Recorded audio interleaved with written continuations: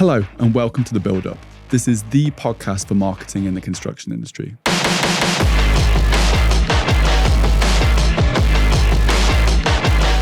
I'm Dan, the creative director at Dissident. We've been working with construction brands for a number of years. It's an exciting and rapidly evolving industry, and that's why we created a podcast dedicated to the weird and wonderful world of construction marketing. I'll be speaking to leading brands, other agencies, creatives, influencers and startups. This is the resource I wish we had when we first started out in the industry. Thank you for being here and welcome to The Build Up.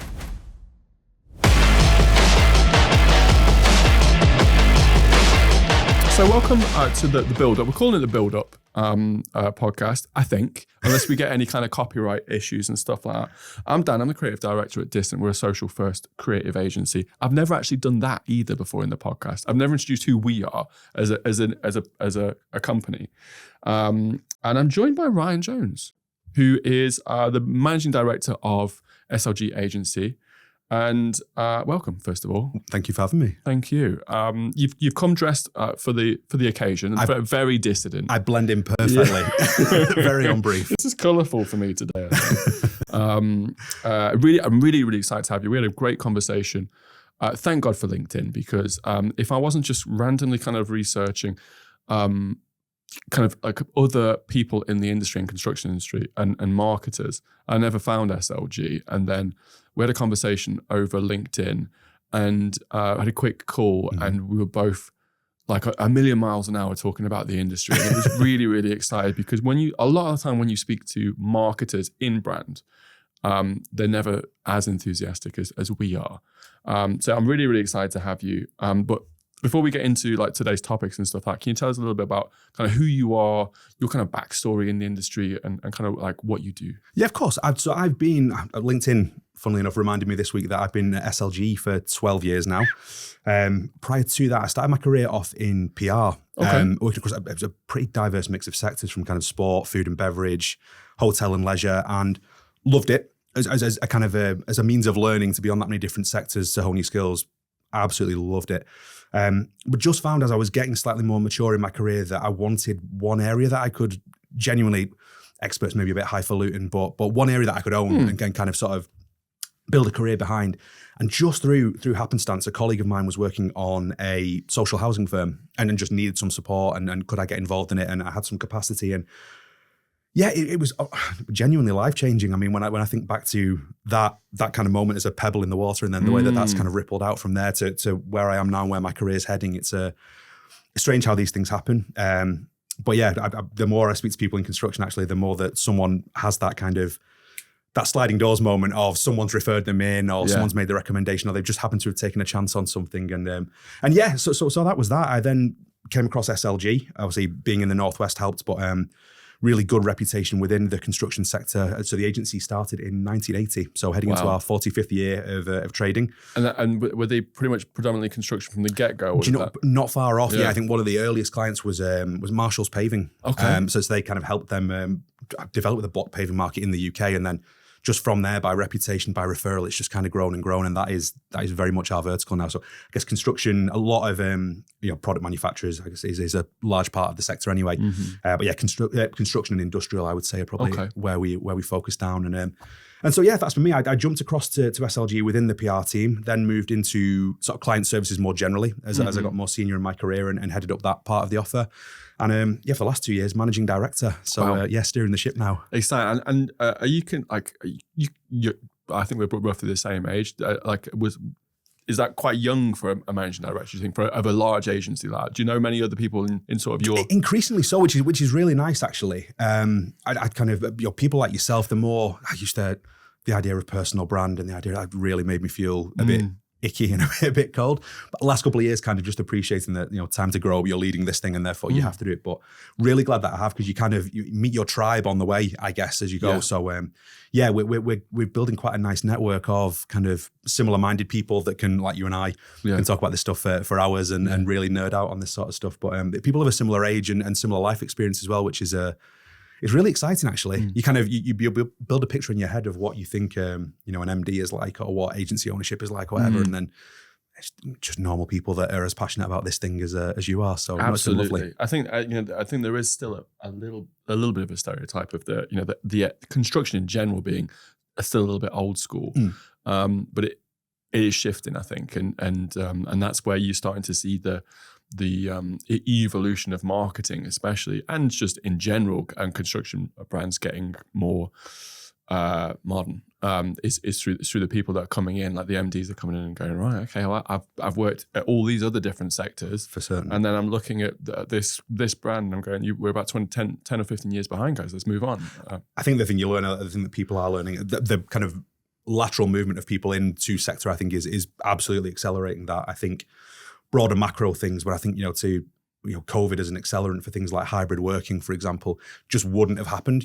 We are manufacturers, or, we have to be on site, and that is correct in a lot of roles, but do those support roles have to be? Do the marketing team have to be? Would they be a better place doing this? So I think things like that have really, really improved things. Technology as an accelerant, I think, is really pushing things on.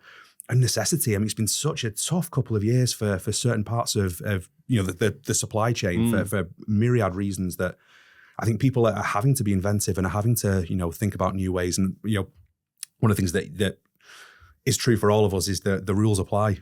What makes good marketing is true in any sector. You Absolutely. you have a choice whether you follow that or not, but there's implications for your business whether you follow that or not. I think there was an argument that we don't need to. We're doing okay based on the relationships that we've already got from a brand's perspective, and our audience aren't on the things that you're trying to push in terms of marketing, and now they very much are. Yeah, and risk aversion is always going to drive things to a certain degree. I find myself doing it a lot. There was I think I heard a couple of years back that I've stolen and kind of co-opted about casino chips. Mm-hmm. You only get to cash them in so many times over your career when you care about something more than client does. Yes. So we can tub thump all we want about, this piece of research says this, and, this is best practice. And at a certain point, it's like, what is practical? If you're making that person's life more difficult because they now have to go and have a horrible conversation internally, do we want to kind of pacify people and just do the easy thing, kind of like giving a toddler sweets? Yeah. No, we don't. You kind of have to eat your greens before you get to the good stuff. But there has to be a trade-off, and there has to be a certain point where it's like, okay, we just have to do the job now. Yeah. So it's always an interesting balance. But I do find that people are investing a lot more of their own time in understanding what that best practice looks like, whether it's through additional training or whether it's through kind of attending things. Again, technology accelerating things, but the ability now to attend seminars without having to leave the room. It's amazing. We can see that in marketing a lot, that people are acquiring new skills and are keen to be seen to be doing more things. So it's been a really good time. You mentioned that, and it triggered me, taking the easy road, and it's so tempting in construction because for creatives and marketers, the expectation's actually really low. Yeah. Like for a lot of brands, like they don't know what's achievable and what's available. And it would be so easy to just go, I'm going to have an easy life here. I'm going to just take them just one step further, and that would be enough for them. They'll be like, that'll blow a lot of brands' minds and stuff like that. But actually, like the scope for growth in the industry as a whole is massive, and it's something that we try and push a lot in the agency. Is don't take the easy road. Like if there's an option to do something wild and interesting and it's going to make a huge difference, it might be tough, but let's give it a go. I completely agree. I think my natural instinct, it's confession time now, but my natural instinct is kind of to problem solve. It's always to kind of jump to the end. Like if this is the thing, then time served, it kind of tells me that this, broadly speaking, is going to be the thing. You might end up being right, but what I find particularly, whether this is unique to construction or it's just something that I've noticed a lot, but it's less so about the marketing team and more who do they need to influence behind them. Because a lot of the time to jump to that creative thing, it's fine. You'll get people that will get excited and will support it. That's not to say that we are the only creative people and everyone else aren't interested in that sort of thing. They 100% are. But ultimately, when times are hard, what's the case for doing so? Yeah. To your point on, if we're going to knock this on a couple of steps, how do we demonstrate that we've done that beyond gut feel? I've had my heart broken with it several times, but particularly in the PR days, you kind of rock up to a meeting with a load of coverage to drop on the table, kind of expecting to be carried around and ticker tape parade, and it's like, well, show me what that's done. Yeah. Show me the bottom line impact on that. Show me materially how that's in. And they're correct, but it took me a long time to learn that. But they're absolutely right. You know, ultimately, we are in the business of helping their business to grow commercially. Yeah. This isn't a sponsored art project. There has to be some sort of outcome to that. So absolutely. We've been very good, I think, at becoming increasingly process driven and making sure that, you know, the fundamentals are right at the start of that. We will get to the fun stuff against that eat your greens analogy again, but we're going to have to demonstrate that is effective. The sponsored art project analogy is absolutely perfect. Like I can think of so many times early on in my career where I've just been a creative. Like marketing came quite late in my career, or my interest in marketing. I don't really class myself as a marketer, but I'm a nerd for it. And I remember like some of the earlier project stuff that we did with our clients. This is perhaps even before construction for us.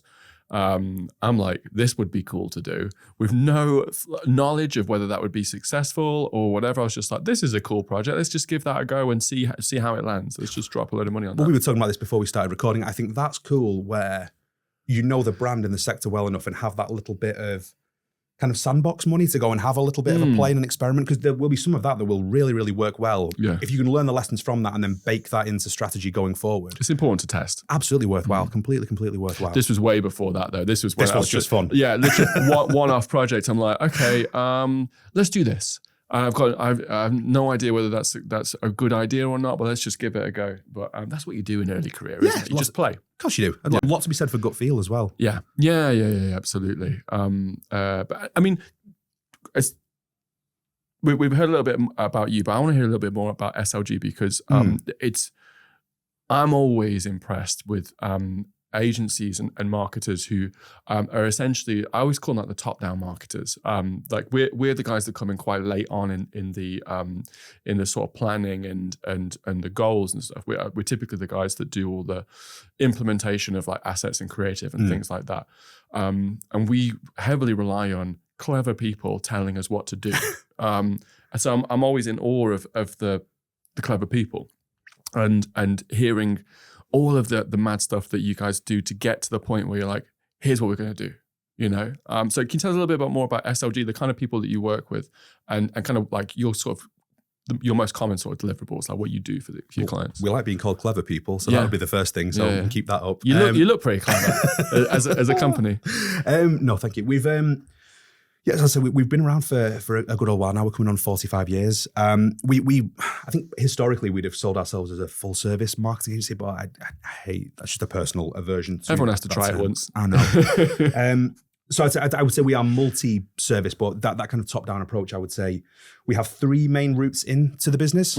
So those would be kind of brand strategy in a whole, which is probably something we'll touch on later, but in a wholesale sense, either a repositioning piece or a rebrand piece or just a realignment job, which is something we do fairly often. That will then usually, will be the people that 9 times out of 10 will do the implementation off the back end of that. Okay, that would be then move on to kind of marketing strategy. Okay. How is that going to be seen in the world and how are we going to deliver on that?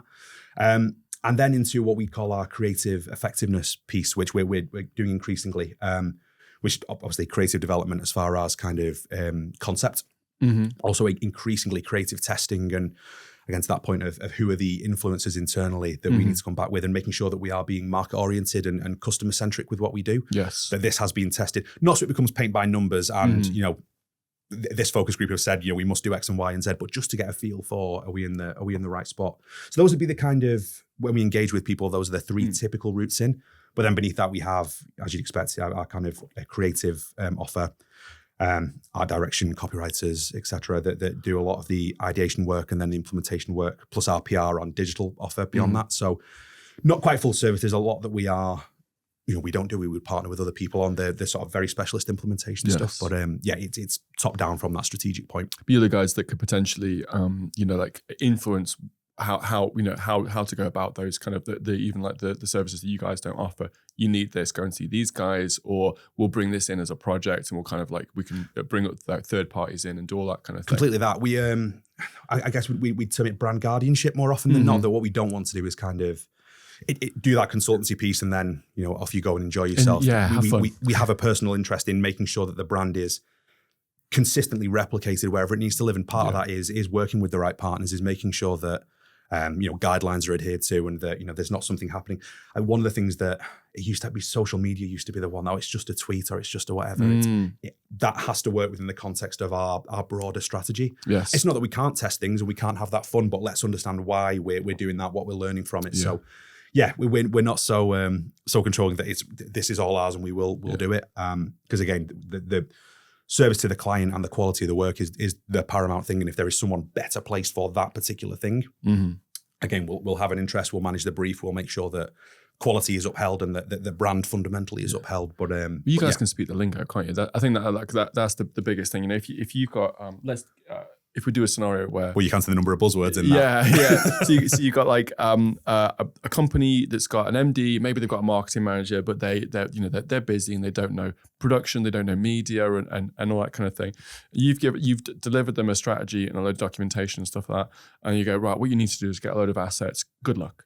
And then so that company's then got to go and find a videographer, a photographer, a graphic designer, whatever. Any service that you guys actually physically don't deliver, and go, hey, we need video, and we're like, cool, what do you need? Maybe this stuff. It needs to be like the kind of like first of all, great brief. It's a consistent messaging, and you can talk about the points that a creative will understand, and because we're looking for certain aspects, we're looking for things to trigger in our brain to go, oh yeah, I know exactly what you mean now. Yeah, well, there's absolutely that, and there's also the accountability piece of again, how do we loop this back to results? How do we demonstrate value for that? If we're working on that broader, less on the brand strategy stuff, but more so on the marketing strategy, where we know you need to achieve these things. We know this budget's available. Again, we'll have tested it with audience and grounded ourselves in market, so we know broadly what channel plans are going to look like. Then it becomes on the executional element of it. Again, how do we maintain quality? How do we make sure that brand is lived through? And how do we make sure that there's some value for money on this? Doesn't mean cheap. No. But it means that if we are spending X, then we're going to expect Y back out of it. Exactly, yeah.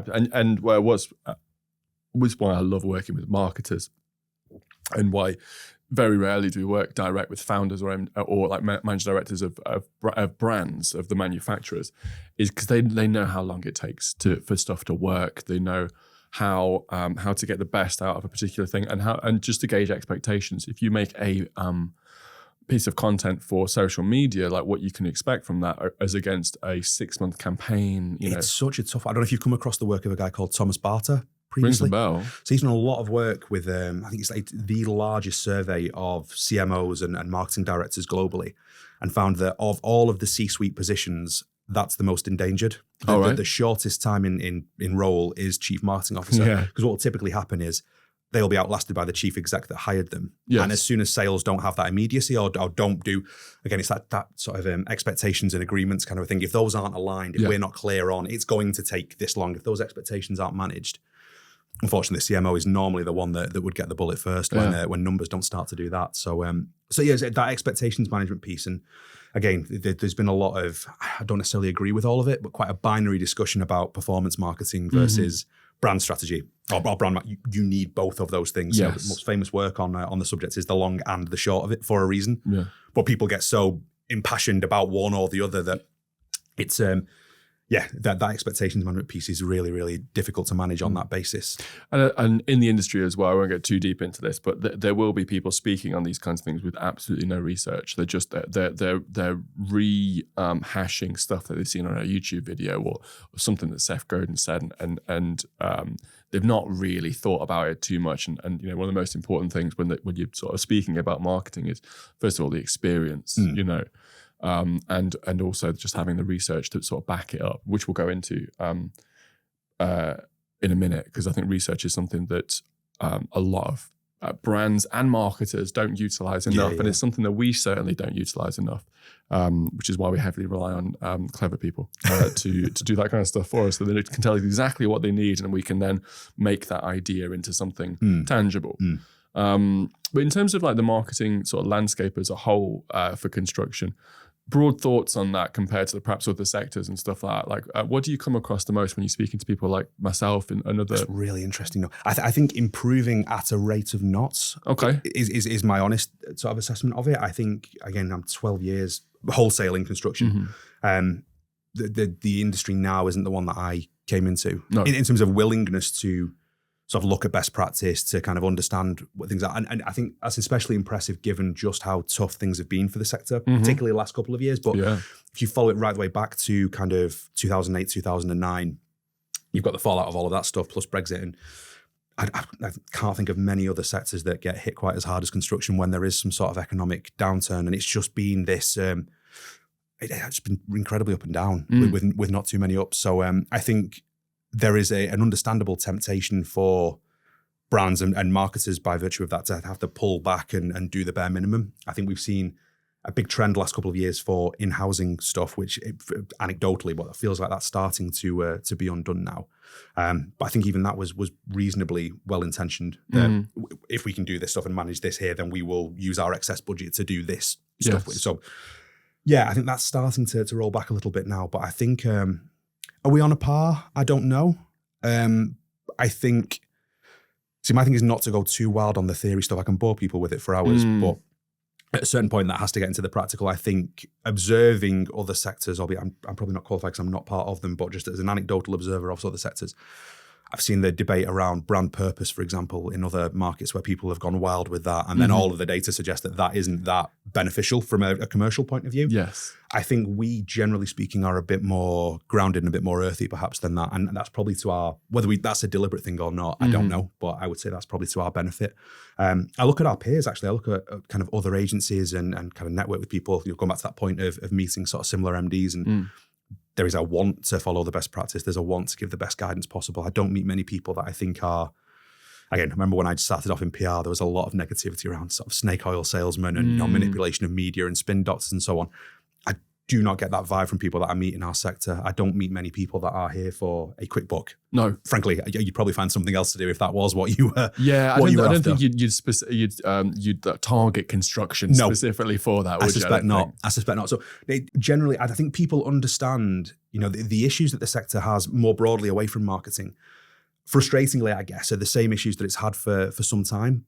But again, in like finding your tribe and sort of meeting like-minded people, I meet people that want to do something about that stuff, whether it is just produce better work. People like yourself that ultimately want to, yes, it's for your business and yes, it's for your clients, but there's kind of a halo effect for the industry at large that the better work that we all collectively can do, it's better for everyone. I heard, I was terrified at the time, but I heard a Rory Sutherland interview where he was talking, funnily enough, about construction being one of the last sectors perhaps that the big network agencies need to look at in terms of where they can make an impact and generate profit. And at first, single bead of sweat that here they come. But actually, I'd welcome it. I think the more better practitioners that we've got in this space, the more better work the sector produces, then it can only be for the benefit of everyone. Yeah, absolutely. Because you get success stories for brands. That means more brands.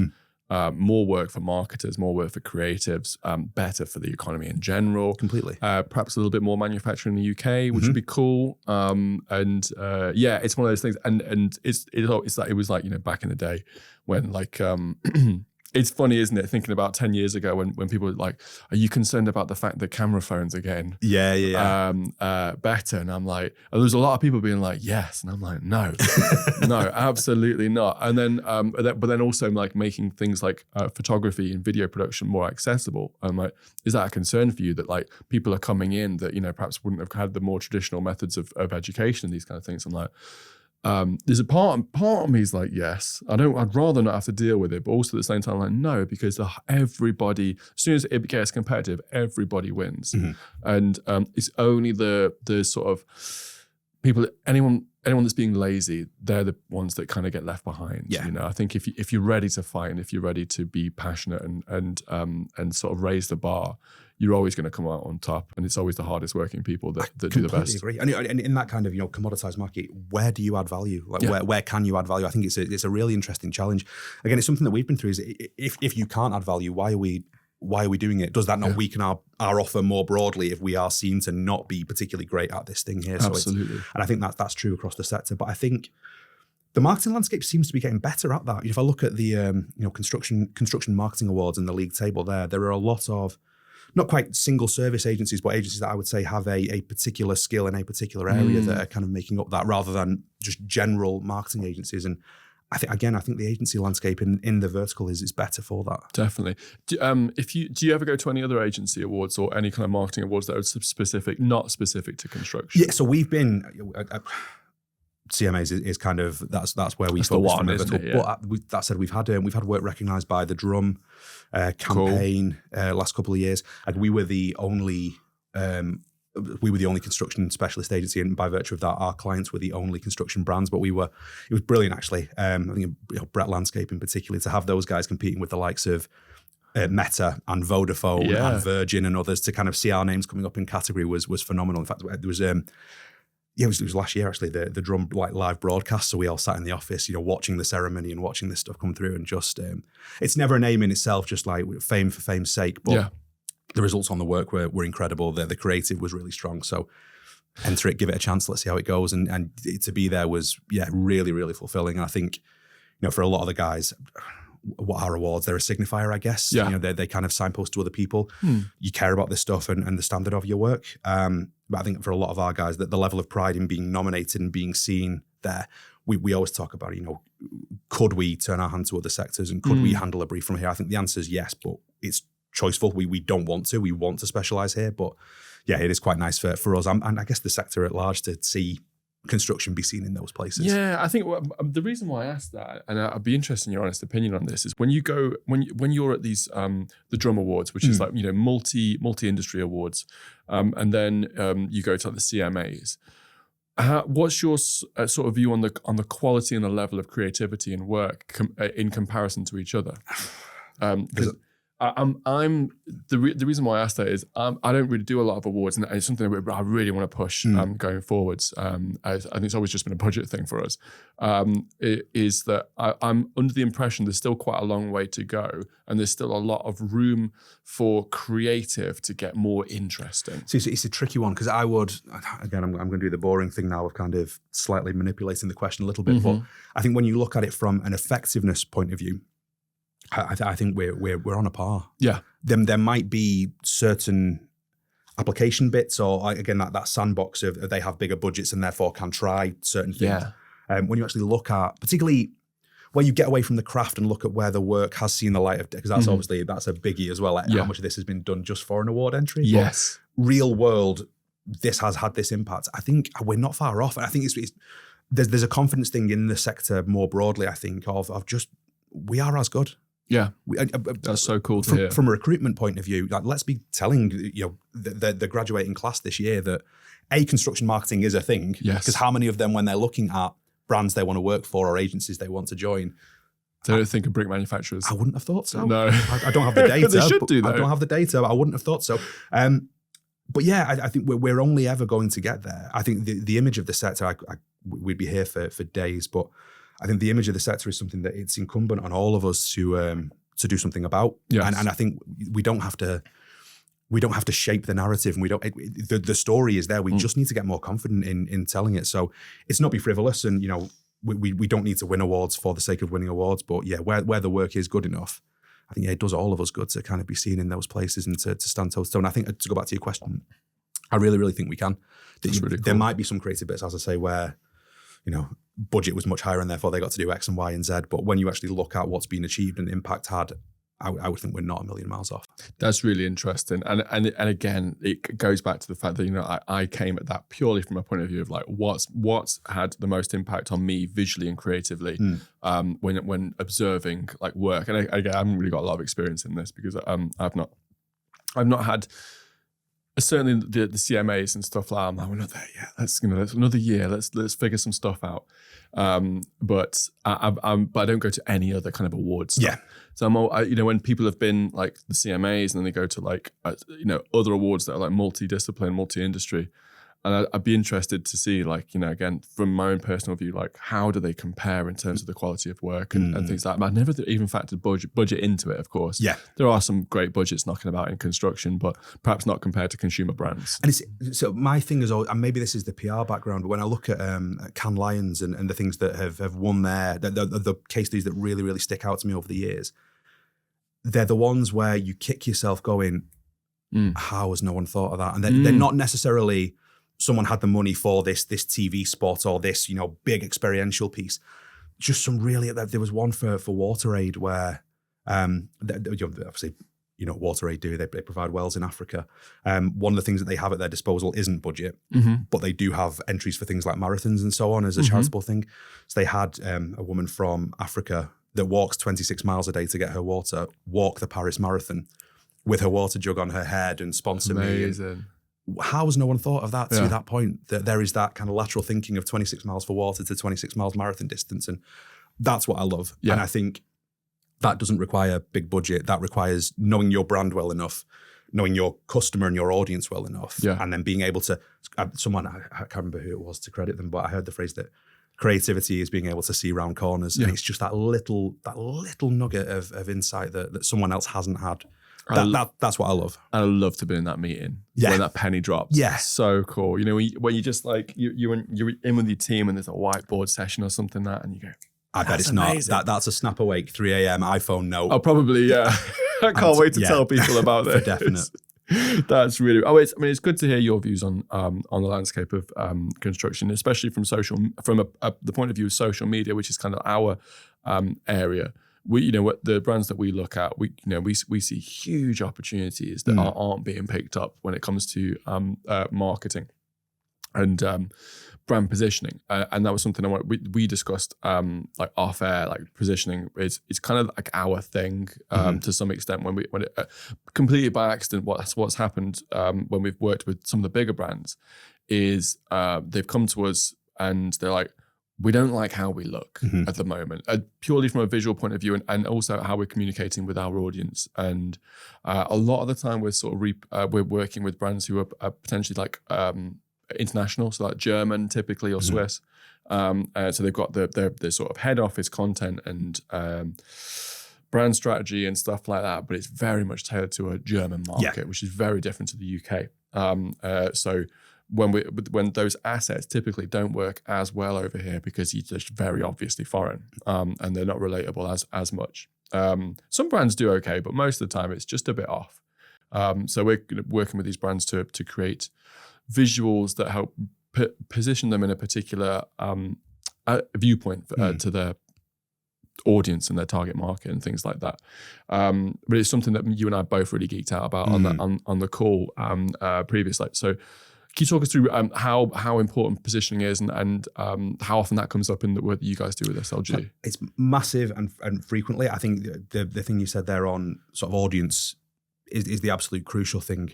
Like pulling it back to social media, when I first came into the construction sector proper, there was kind of a feeling of, it was still not quite in its infancy, but it hadn't matured, certainly to the extent that it is now. There was a feeling of, we need to be there. Well, why? Just because we do. Yes. And it always started with the brand themselves or competitor, typically. Yeah. We've seen the competitor X or Y is there.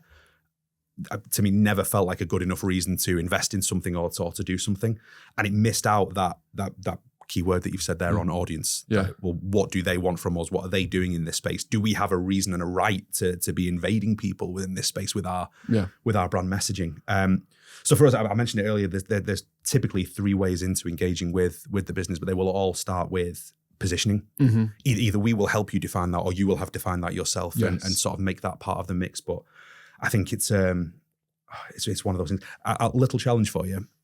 Next time you're motorway driving and you're stuck behind people, just watch how many vans or vehicles have livery of the experts in or the leaders in.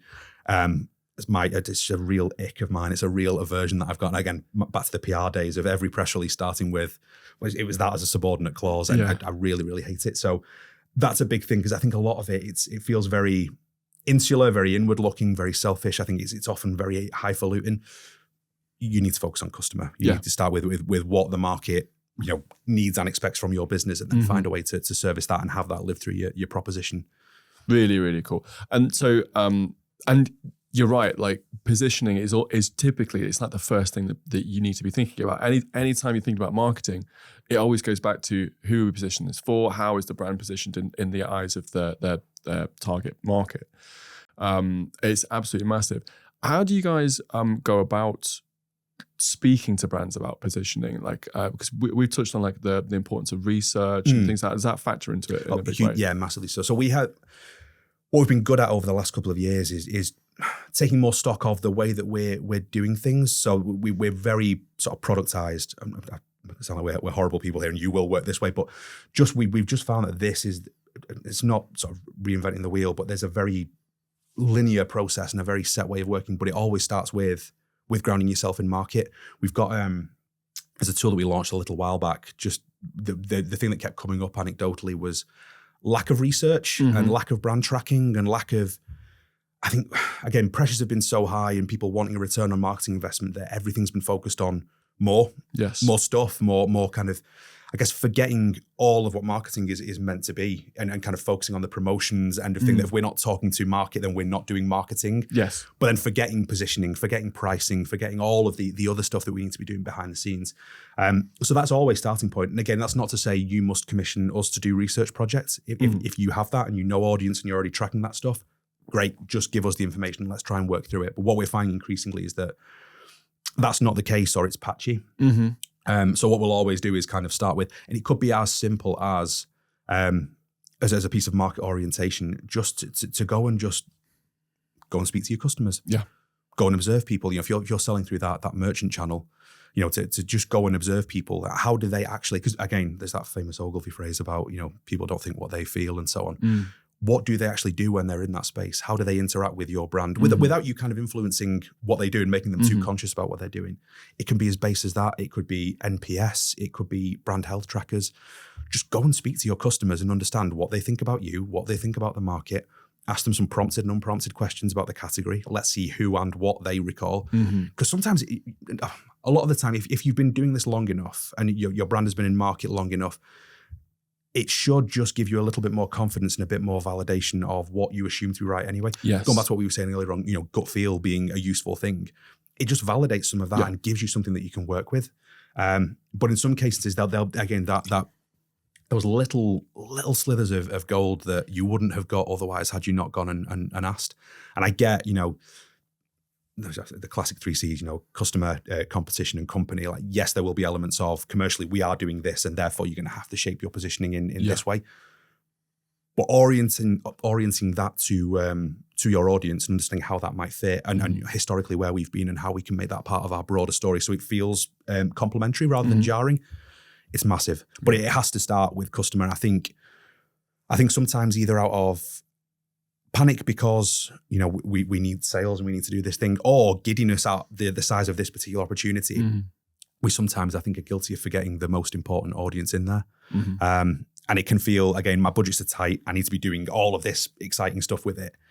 It's not the most exciting thing in the world to say I'm going to commit to this research, but I think it's crucial. And again, I think that's a big thing for marketers as well, is not to feel cowed or intimidated by that. Like, we should know the brand well enough, or what's the client going to think if we tell them that they need to do this? Yeah.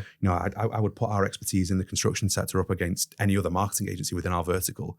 We're still not so arrogant to think that you just sit down with us and we'll diagnose you straight away. Yeah. If you went to see a doctor without giving them any symptoms or any kind of information, they just went, this is the problem, you would question that. Yes. You would go somewhere else.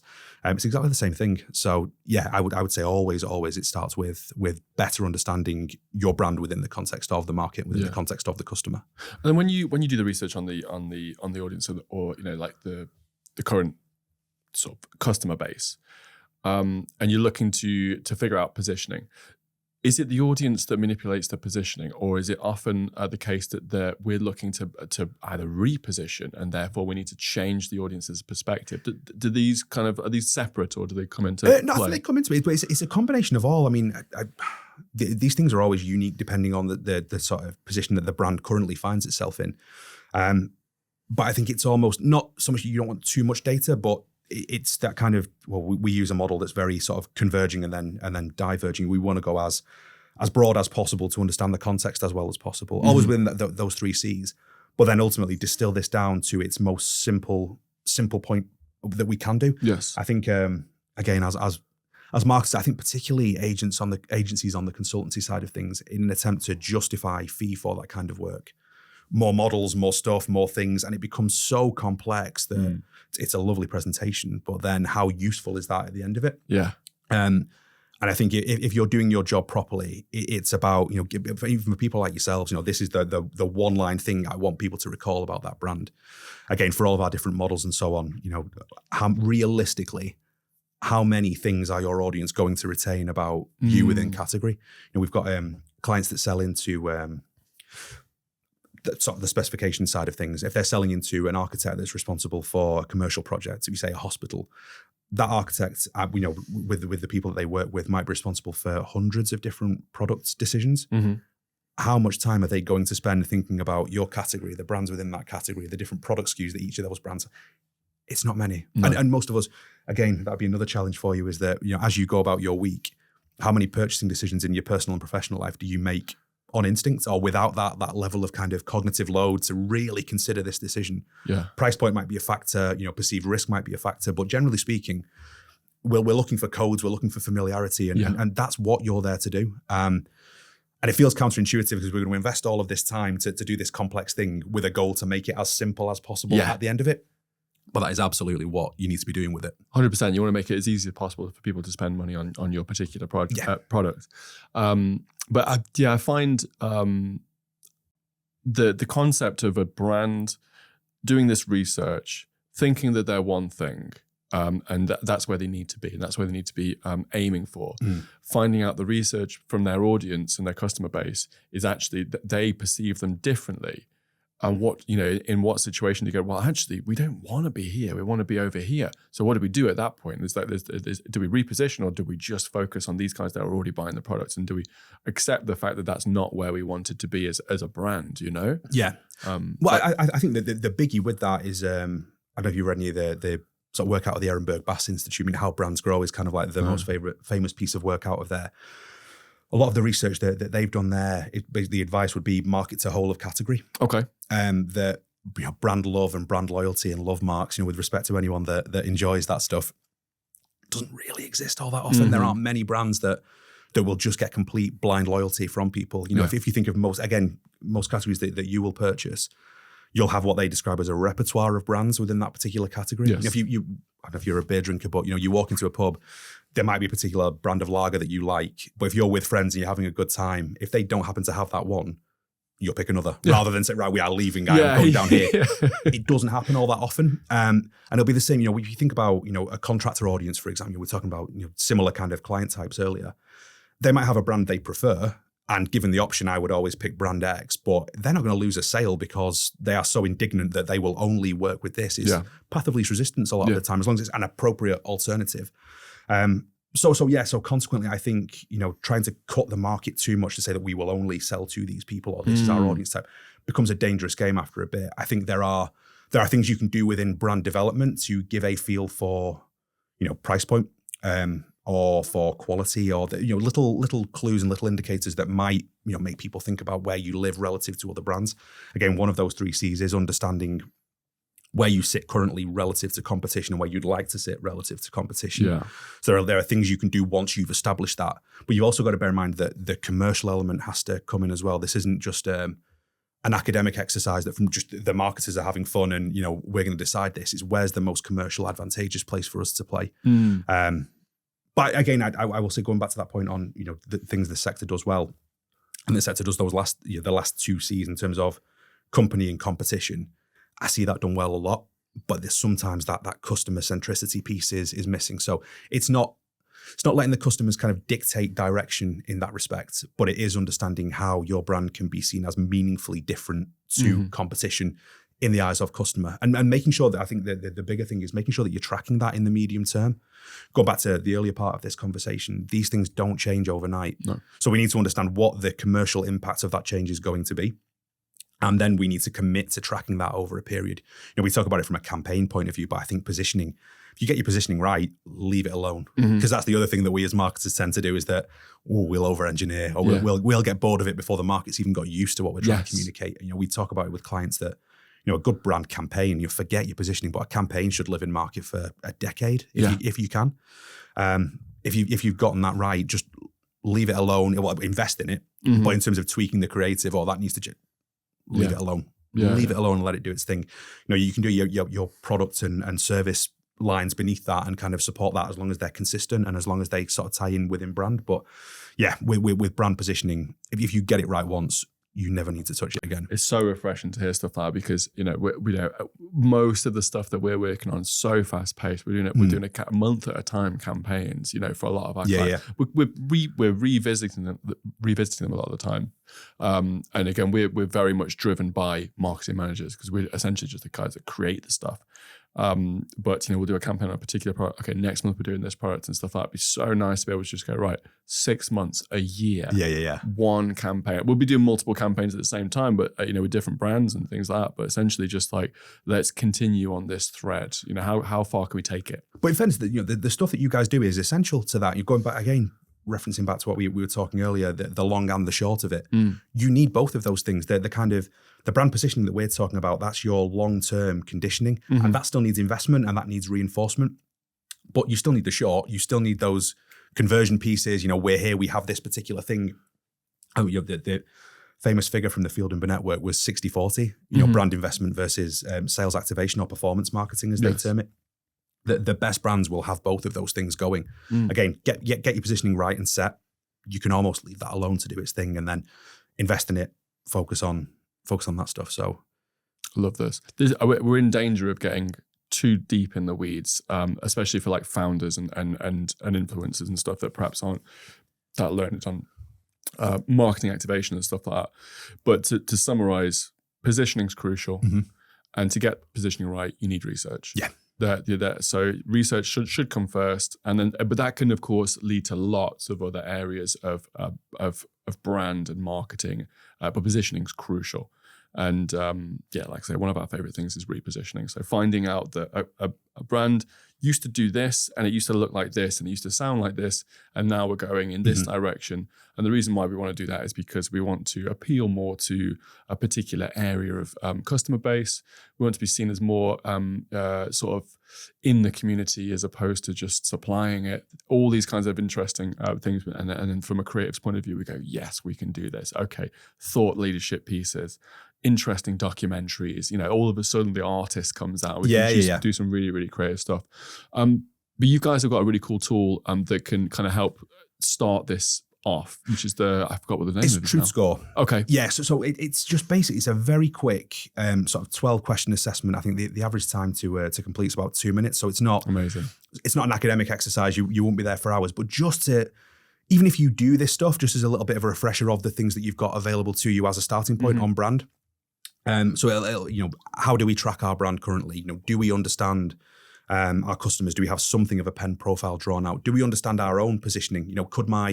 I think one of the questions is about internal audiences. Could my colleagues sum up, our positioning statement in one line? Yeah. But then, the conversation that we had earlier, do we regularly get asked to contribute thought leadership pieces to trade media? Do we regularly get recognized at awards, etc.? So it's kind of the internal to the external, the sort of micro to the macro. But just to give a really quick snapshot of, have we got the fundamentals in place? And we've even been using it, where we've been engaged with people. That'll be the first thing, is just like invest 2 minutes of your time into that. We will understand what's available to us. And then, to your point earlier, do we need to commission research, or is it that you guys are already on the journey with that and have got it? It's such an amazing tool and perfect for that initial sort of broad diagnosis of just like, okay, you feel like you've got these kind of areas set. That sounds good. There's a couple of key areas here that you feel like you're not familiar with and that aren't being tracked. Don't worry, most people aren't doing this. Exactly that. And there'll be situations where I bet I could go to my team with a team of 5, and if I asked each of those individually, if you asked those individually what we do, they would have completely different answers. I have a different answer every time I sort of get asked this. Yeah.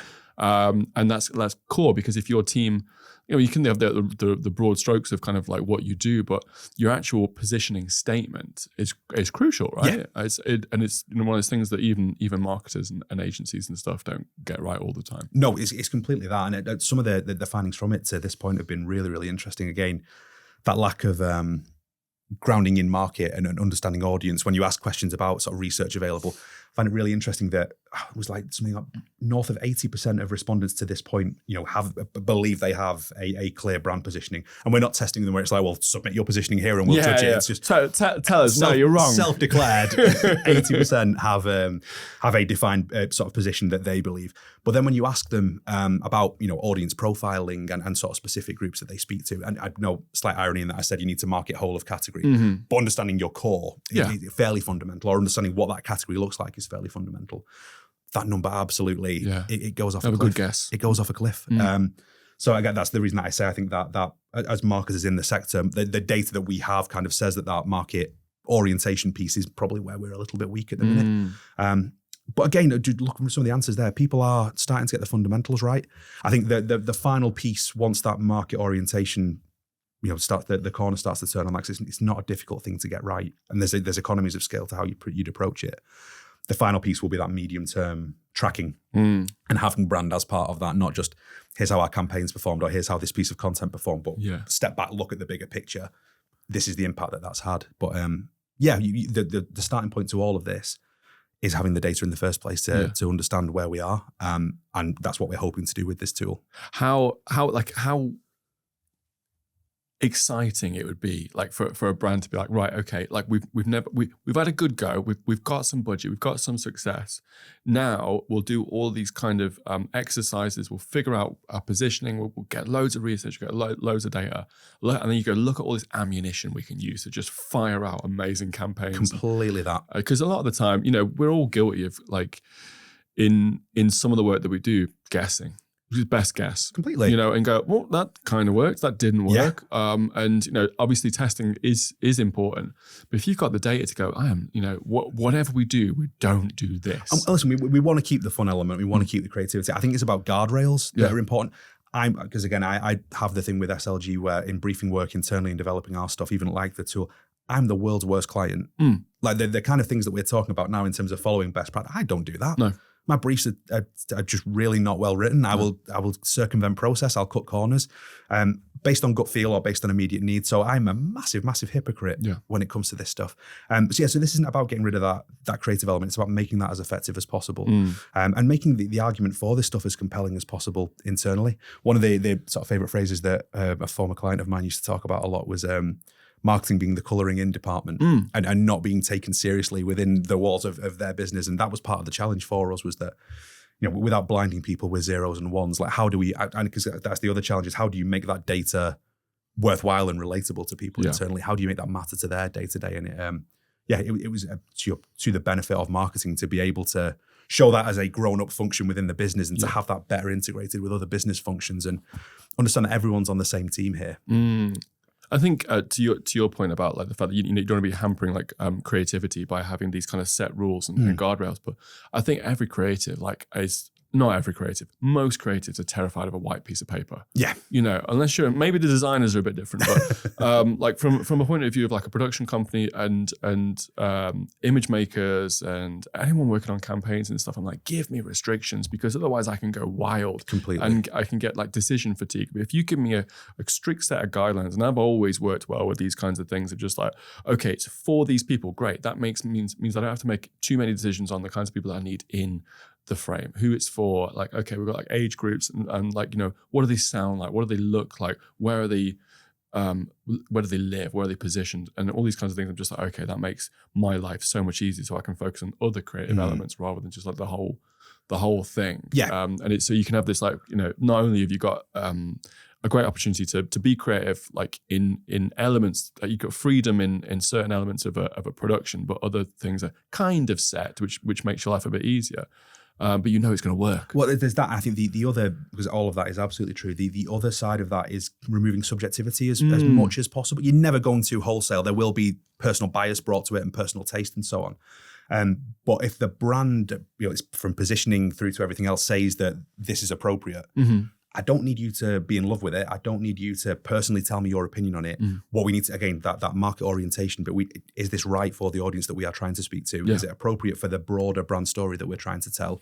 And is it going to help us achieve what our overarching comms aims are? And if you can tick those boxes, it just removes some of that I don't like. Again, it's one of the things that we find is, like, do you take things like a scamp conceptual level? AI now is helping us get much quicker to, not finished article, but being able to sort of ideate much faster and much more accurately. Does that then scare people because that looks like the finished thing, and do people struggle then to think conceptually? So it's something we're wrestling with, but yeah, that's a big part of all of this is that, and again, I have it a lot with SLG's own work, is that this isn't the Ryan Jones show, and this isn't about what my personal taste is. It's what is appropriate for what we're trying to do with that business and that brand.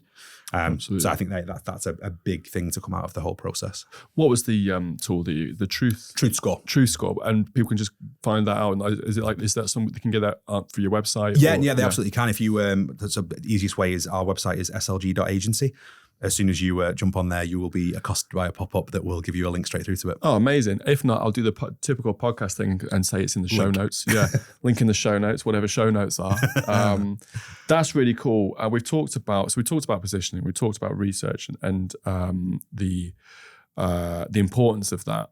We talked before the podcast about something. I don't want to go too deep into this, but I think it's important to conversation to have about the brand issue with the construction industry as a whole.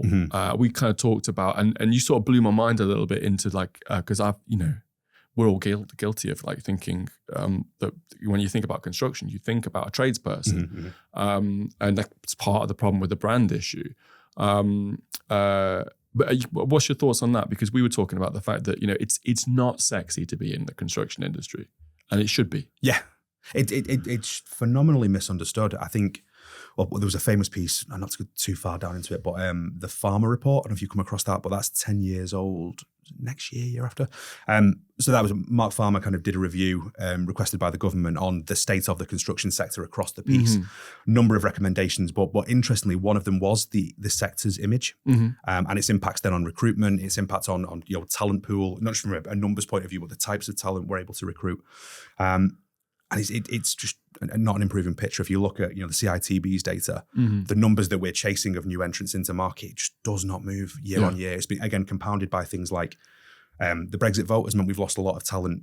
People going back to Europe to apply their trade over there. We've had a lot of retiring, sort of aging workforce, aging population, and that's now catching up with us. So it's pretty scary to look at it. And it's something that I kept seeing in trade press and couldn't get my head into. And then I attended, it was Construction Week a couple of years back and listened to a debate.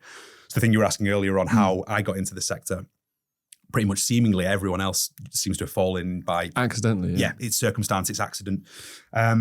So that was fascinating. But then to also hear the image of the sector reframed as a brand issue appropriately enough, that if we can crack that goes a long way towards solving all of these other problems. So in fact, what we did was we took that back and we've created a not-for-profit called Deconstruction to do exactly that. We're trying to work with as many people across the sector as possible to sort of share the load, basically. I think, that there's a lot of parallels to be drawn here, but that customer orientation point, I appreciate the irony given what we're doing here, but I think the sector's very good at talking amongst itself and identifying these problems and even identifying solutions in a lot of cases, but we're less good at taking that final step of actually speaking to the people that we need to influence. So, general public. Exactly that. So again, being consistent with our own process, the first thing that we did, and we're about to repeat the process, is we ran a 2,000 person nationally representative survey with YouGov. Okay. Just to understand attitudes to the sector. Would you ever consider working in it? Would you recommend it to others? Some sort of word association, what do you think of the sector? And everything that you've just described, I think more than 2/3 of adult respondents said, no, I wouldn't work in the sector. It was interesting. They won't, but they're happy to recommend it to other people. So it's a recognition that it's important, but not for me. But then when you follow the data further down into the word association stuff, everything that you've just said there, it's dirty, strenuous, laborious, doesn't pay well, which is completely incorrect. That's nuts, yeah. And then you step back and you look at that, and they're scary to look at the data first off. You interpret that, you kind of understand that they're not seeing construction. As you and I know, if you think of the kinds of people that we have conversations with, I would consider myself to be, within the construction sector as well as in marketing.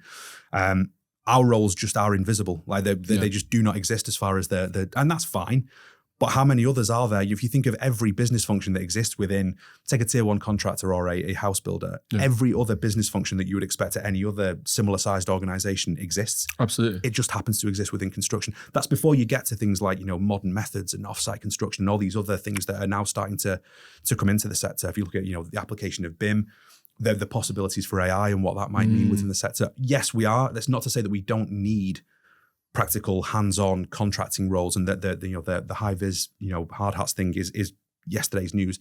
Not the case. No. We are, in many ways, we are always going to build in the way that we have built and are building.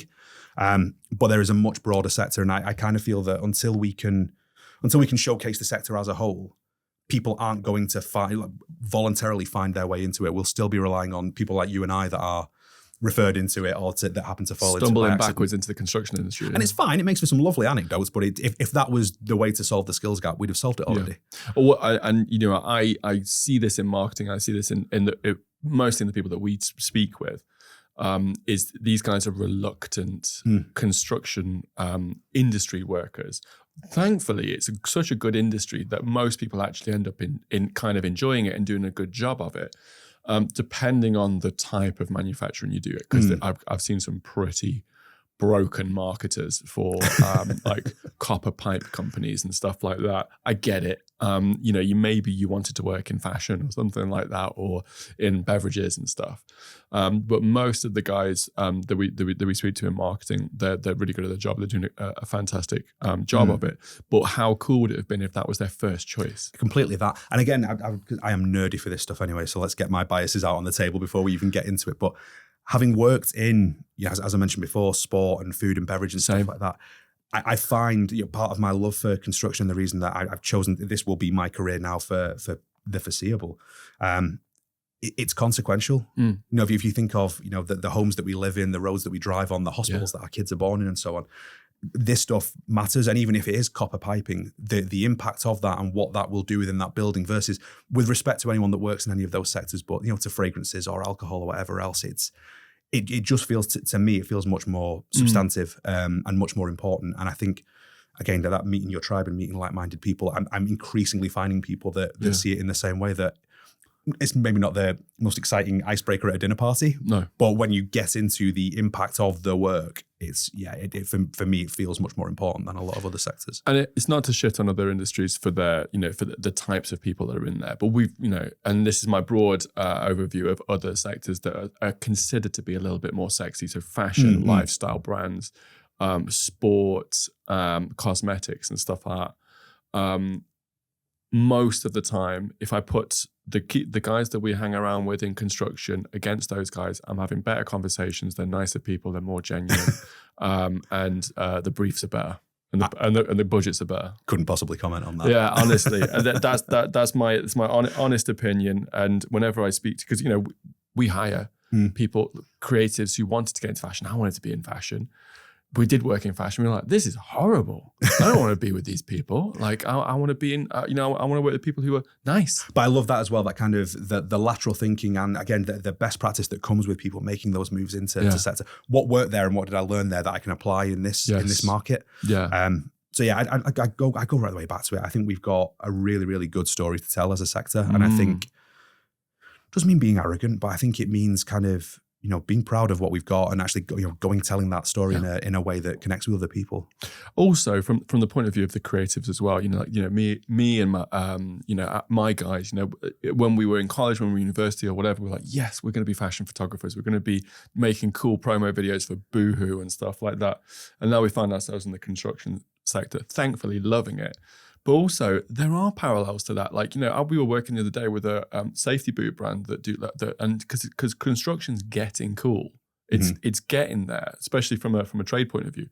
We were doing some mad stuff on there. They were like, oh, this is what we wanted to do, except we're working with like a construction brand, and the brief's easy and the pay's good and all that kind of thing. Well, to give a little shout out to someone, Mark Southgate at Moby. Gave a little quote that stuck with me, was that the best advert for the built environment is the built environment. Like, once you get into kind of looking at, we're lucky enough to work in the centre of Manchester, the changing skyline there and new buildings that are going up, and some of the architectural photography and what that will mean as an amenity to that place. It's you're just down this rabbit hole that is just, for me, it's endlessly fascinating. And if we can better use that to tell that story, I think we're right. Someone that's into photography and into that kind of things. It's an easy sell, I think, to kind of look at the changing skyline, to look at the architecture and to use that as a gateway into it. Absolutely. So we want to change the brand image of construction. People can go check out Deconstructed and get involved. And let's have a look at construction as an industry that's more appealing to a broader audience. And I guess I imagine there's going to be it goes all the way throughout. I mean, I've had this discussion multiple times that when I was at school, construction was seen as almost like a punishment. Oh, completely. I think I mentioned to you, we had a client where their factory, the biggest employer in the area, should be celebrated as such and everything else. But their factory was used as a threat to people at the local secondary school because it was visible from the window that if you don't knuckle down, that's what's there for you. It's absolutely, it's crazy that is the case. But hopefully, again, that's part of what is happening and what we can hopefully help to do is to start to turn those narratives around and have the sector seen in the correct light so that things like that don't happen anymore. I love that. Next 5 years, predictions for the landscape of construction as a whole. I mean, I'm seeing a lot of brands almost like sprinting at the moment, where like they've been on a steady pace, and all of a sudden, I feel like there's an urgency around marketing. So I think it's a really interesting one. If we start with the UK, we're recording this the day before the King's Speech, but I've been writing a lot about it, and by the time people hear this, there'll be blog pieces galore, I would think, out of SLG on this topic. But we've been keeping an eye on the manifestos. Obviously, it looked likely there was going to be a Labour government, so that one being of particular interest. Went back to 1997 when the Blair government came in, and the first thing they did was to focus on the Bank of England, and that making that independent was going to be the kickstarter for moving the economy. So I love that this time the house building, the infrastructure, that construction more generally is at the heart of what the Chancellor's talking about in terms of getting the economy moving. Yeah. So for a sector that has been, it's been tough. We won't go into detail what myriad reasons for that having been the case. To have a new government coming in to remove some of the stasis that was there anyway. I think it's fair to say from there was comments from who's it now? Was it Mace and a couple of others that were saying that basically the money's in the system, but everyone's waiting for either inflation to drop off for an election. Yeah. Well, we've had that now. So what happens next? So I sense some excitement within the system. I think it'd be interesting to see what the King's Speech entails, but I'm expecting construction and manufacturing to be at the heart of that. Yeah. I know it's slightly old-fashioned, but I'm expecting an industrial strategy that gives the sector, to that point on, what do we do with this blank sheet of paper? Yeah. To have those guardrails that economically, this is where we're going to, and here's how we contribute. So I think that's going to free up some money. I think what we're seeing from a marketing point of view, brands now understanding that we can opt to stand still, but the market won't. Yeah. So what do we want to do? We want to get competitive, and if so, how are we going to do that? I think you're seeing more sophisticated marketers. I think it all makes for a really exciting time. I'm fascinated to see what happens and how it plays out. But I think, for some of the great work that's happened in the sector in the last few years, when things maybe have been a bit more defensive and a bit more uncertain, once that starts to even itself out, I think it's going to be a really, really exciting period. Same here. I'm really excited for the next 5 years. I think there's like I said, I think brands are sprinting. I think there's going to be more. There's going to be more competition. There's been more competition. Brands are modernizing, they're digitizing. It still baffles me that some of the biggest brands that are out in your local builders merchants have got websites from what looks like 2001. Yeah. And it's nuts. And because they've relied on relationships, they've relied on handshakes in the pub and all that kind of thing. And things are changing and moving, and the MDs and the sales directors and stuff are picking that up on that. They're hiring really good internal marketers. I'm seeing loads of that. They're hiring great agencies because in my opinion, if you haven't got the resource to hire internally, then agency is the best way to go anyway. There's especially even creative. Like, I don't see a lot of in-house brands hiring in-house creatives effectively. I see a lot of juniors knocking about, a lot of junior photographers having a go, doing a bit of TikTok and stuff like that, but not like real powerful creative teams that are making a huge difference. There's a couple that spring to mind that I'm like, these guys are doing right, but it's a hell of an investment. Yeah. You've got to utilize them incredibly well. Whereas, hiring agencies and people like SLG, you've got what, 50? How many people are in there? 20. 20, yeah, okay. Yeah. And out of interest, of those 20, what's the ratios of the kinds of work that, like, kinds of skills that you guys have got in there? So we're a creative team of, I think, 5 or 6 cool. of that.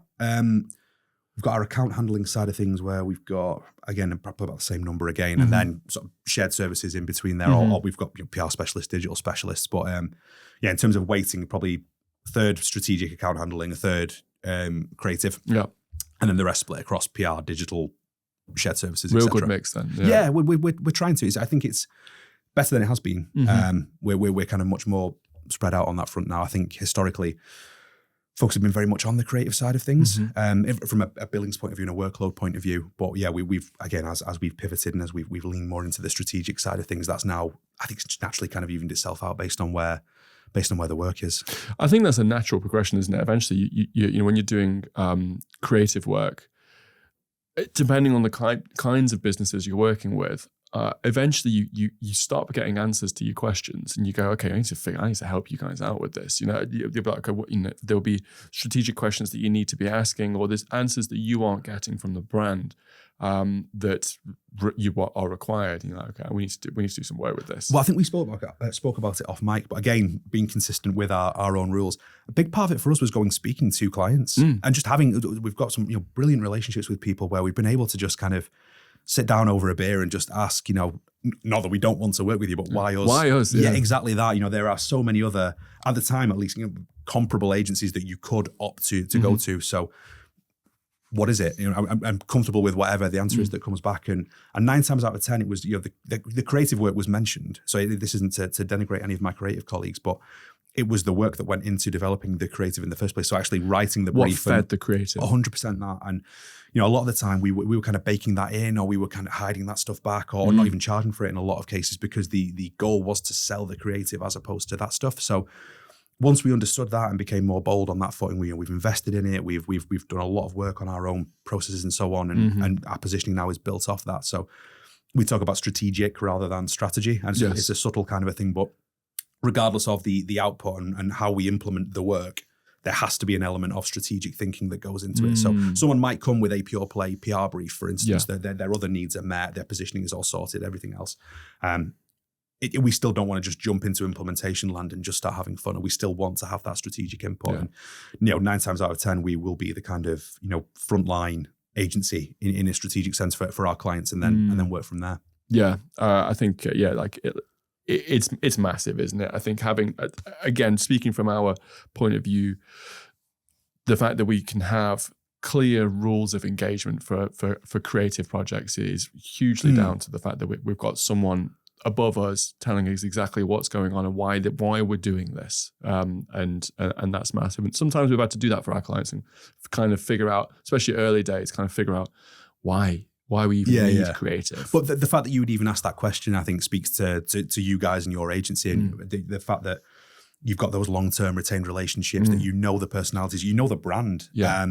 So well, I'm sure you'd always benefit from having a tighter brief to work to your white page comment earlier.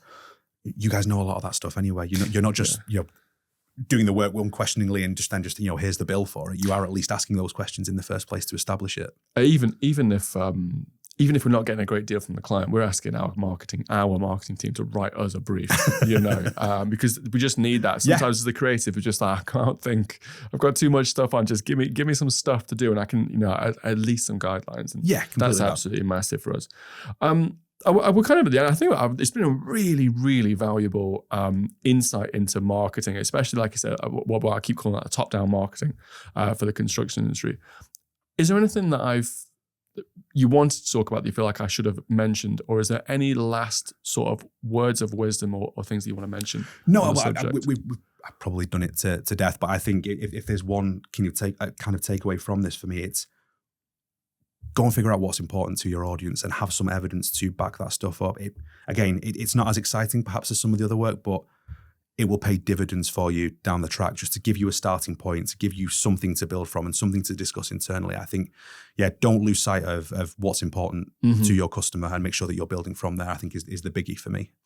And if they wanted to, they can come and see you guys for all of that information. They can have happy. because even just the word research scares people. Well, how do I get it? What where do I look? Am I going to people's houses, or and you guys have the facility to make that stuff happen. Yeah, for sure. But listen, if it is going to people's houses, that is a really, really good point actually, Dan. But you talk about brand health tracking and things like that, and it can really terrify people, particularly if you've never done that kind of thing before. If you're a marketer that's been focused on the implementation side of things, to have to learn some of that stuff is enormous. It can be embarrassing, can't it? Of course it can. Of course. And particularly to have to put your hand up internally to say, I think we need this, but it's not within my gift to be able to do it. Because you will get, and you will have seen this before, I'm sure, you will get some less understanding people within that client organization. That, well, I thought this was marketing. Isn't that what we pay you to do?